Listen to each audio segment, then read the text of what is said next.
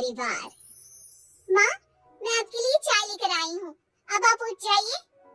बेटी के इतना बोलते ही यशोदा झट से उठ जाती है। अरे बेटा, मुझे क्यों बिगाड़ रही है? कल तेरी शादी हो जाएगी तो मैं कैसे रहूंगी तेरे बिना? माँ, मुझे कहीं नहीं जाना, मैं यहीं रहूंगी, हमेशा आपके साथ। बेटा, एक ना एक दिन तो हर लड़की को जाना पड़ता है अपने ससुराल। ओफो माँ, आप ही ना सुबह सुबह कौन सी बातें लेकर बैठ गई। ये चाय लीजिए और फ्रेश होकर बाहर आ जाइए, नाश्ता तैयार है। इतना बोलकर कंचन वहाँ से चली जाती है। कंचन की बढ़ती उम्र देख यशोदा को उसकी शादी के ख्याल आने लगते हैं, जिसके बाद वो कंचन के लिए लड़का ढूंढना शुरू करती है। कुछ दिन बाद कंचन, कहाँ है तू?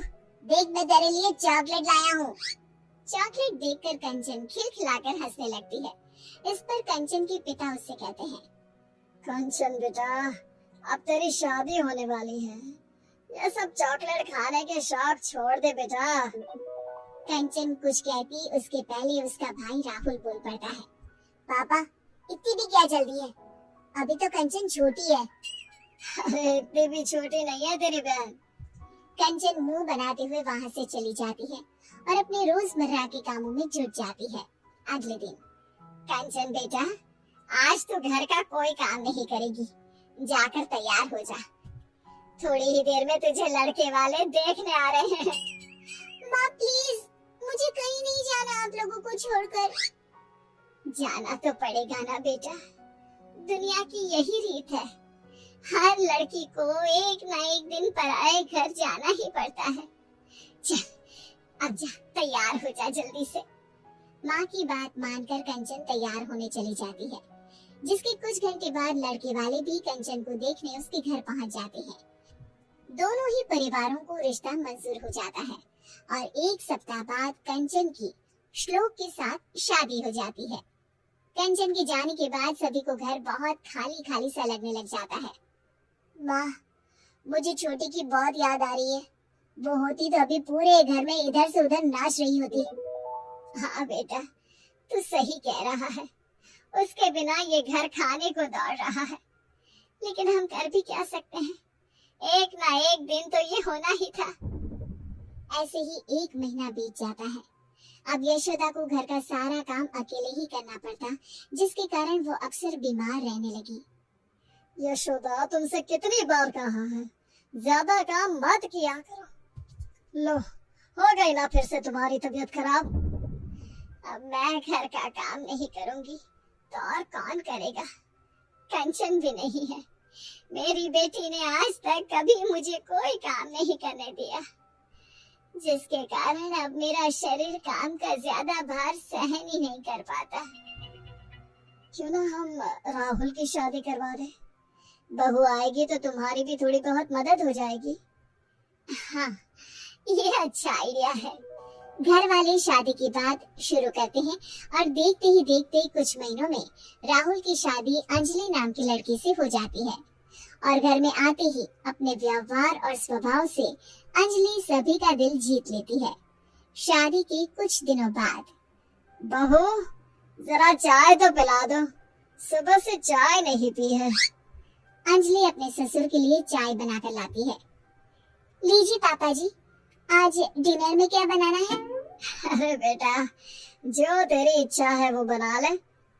थोड़ी देर बाद अंजलि सभी को खाने के लिए आवाज लगाती है, पापा जी, मम्मी जी, राहुल, खाना तैयार है।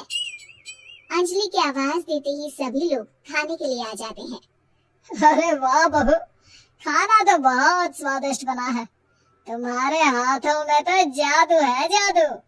सच में बहू, खाना तो बहुत ही लाजवाब बना है।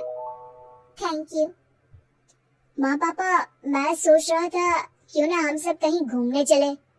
हम सब क्या करेंगे जाकर बेटा, तेरी अभी नई नई शादी हुई है, तू बहू को लेकर जा। नहीं मम्मी जी, आप लोग नहीं जाएंगे तो हम भी नहीं जाएंगे।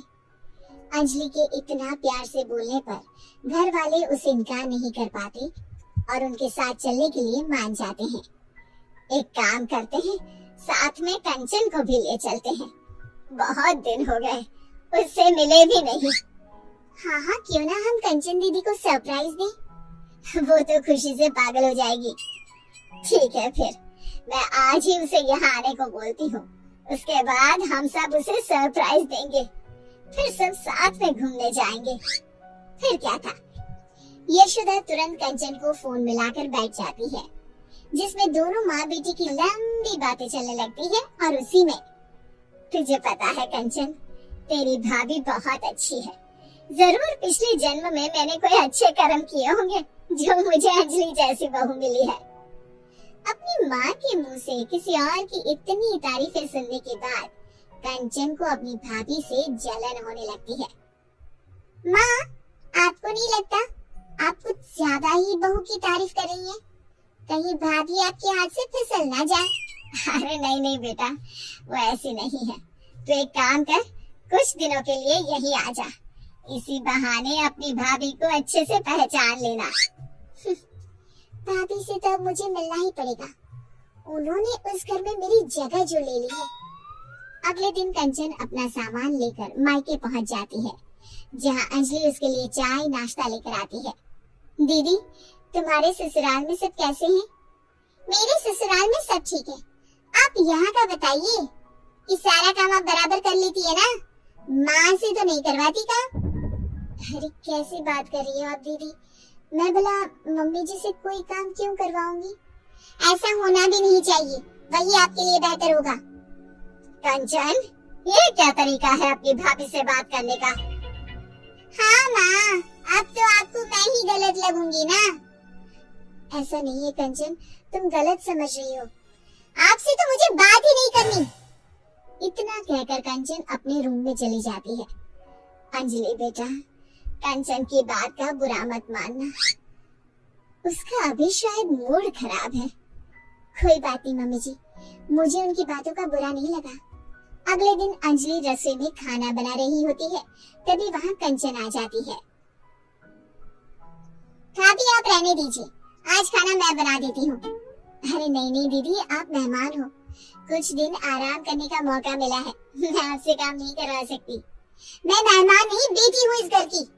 आप जाकर बैठिए, मैं खाना बना देती हूँ। कंचन की जिद के आगे झुकते हुए अंजलि वहाँ से चली जाती है। थोड़ी देर में कंचन का खाना बनकर तैयार भी हो जाता है। आ जाइए सभी, मैंने खाना बना दिया है। कंचन की आवाज सुनकर सभी लोग आ जाते हैं और खाना शुरू करते हैं। आज बड़े दिनों बाद तुम्हारे हाथ का खाना खाकर मजा आ गया बेटा। मैं तेरे खाने को बहुत मिस करता था।